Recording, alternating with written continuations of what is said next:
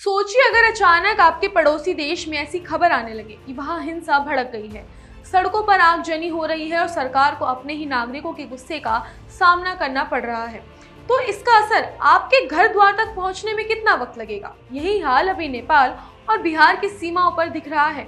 नेपाल में social media ban से उपजी हलचल अब इतना बड़ा रूप ले चुकी है कि उसका असर सीधे सीधे बिहार के 7 जिलों जिनमें पश्चिमी चंपारण, पूर्वी चंपारण, सीतामढ़ी, मधुबनी, अररिया, सुपौल और किशनगंज तक पहुंच गया है। बिहार पुलिस ने इन जिलों को हाई अलर्ट पर डाल दिया है। आदेश साफ है कि सीमा पर 24 घंटे चौकसी रखी जाएगी। सीसीटीवी कैमरों से हर हलचल पर नजर रखी जाएगी और एसएसबी के जवान पुलिस के साथ मिलकर लगातार गश्त करेंगे। खास बात यह है कि सामान्य पर्यटकों की आवाजाही फिलहाल रोक दी गई है ताकि कोई बाहरी तत्व माहौल को और बिगाड़ ना सके। हालांकि सीमा से सटे गांव में रहने वाले स्थानीय लोगों को पहचान पत्र दिखाकर आने जाने की छूट दी गई है। नेपाल में ये संकट अचानक नहीं फूटा है, बल्कि इसकी जड़ें लंबे समय से पनप रही थी।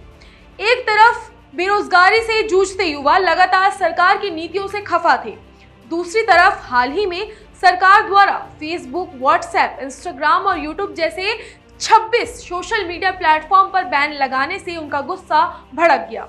खासकर जेनजी वर्ग, जो सोशल मीडिया को अपनी आवाज और अभिव्यक्ति का सबसे बड़ा जरिया मानते हैं, उसने इस फैसले को अपनी आजादी पर हमला समझा। देखते ही देखते आंदोलन इतना उग्र हो गया कि कई शहरों में आगजनी और तोड़फोड़ शुरू हो गई और खबरें आ रही हैं कि इस हिंसा में कुछ लोगों की जान भी चली गई। अब बिहार प्रशासन की सबसे बड़ी चुनौती ये है कि इस तनाव की लिपटें सीमावर्ती इलाकों में ना फैले। यही कारण है कि पुलिस मुख्यालय ने डीएम और एसएसपी को आपसी तालमेल बढ़ाने, फर्जी खबरों और अफवाहों पर तुरंत कार्यवाही करने और हालात पर पैनी निगाह रखने के निर्देश दिए हैं। राज्य सरकार ने भी लोगों से अपील की है कि वे अफवाहों पर ध्यान ना दें, प्रशासनिक निर्देशों का पालन करें। दिलचस्प ये है कि नेपाल की इस लड़ाई की शुरुआत सोशल मीडिया पर बैन से हुई, लेकिन असल वजह वहां की सामाजिक आर्थिक निराशा है। लंबे समय से रोजगार और अवसरों की कमी से परेशान युवा अब हर फैसले को सरकार के खिलाफ एक वॉर के रूप में देख रहे हैं। यही असंतोष जब सड़कों पर उतरता है तो सिर्फ नेपाल की राजनीतिक व्यवस्था को हिला नहीं देता, बल्कि उसके पड़ोसी भारत, खासकर बिहार जैसे राज्यों को भी चिंता में डाल देता है।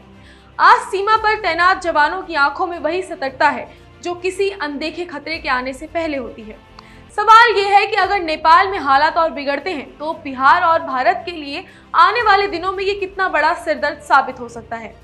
फिलहाल पूरा तंत्र चौकस है और हर हलचल पर पैनी नजर बनाए हुए है, लेकिन हवा में जो बेचैनी तैर रही है वो ये साफ कर देती है कि ये कहानी अभी खत्म नहीं हुई है। फिलहाल के लिए इतना ही। इस खबर से जुड़ी हर अपडेट्स के लिए आप देखते रहें आपका अपना चैनल द इंडिया मूव्स, और वीडियो पसंद आई हो तो लाइक और शेयर करना ना भूलें।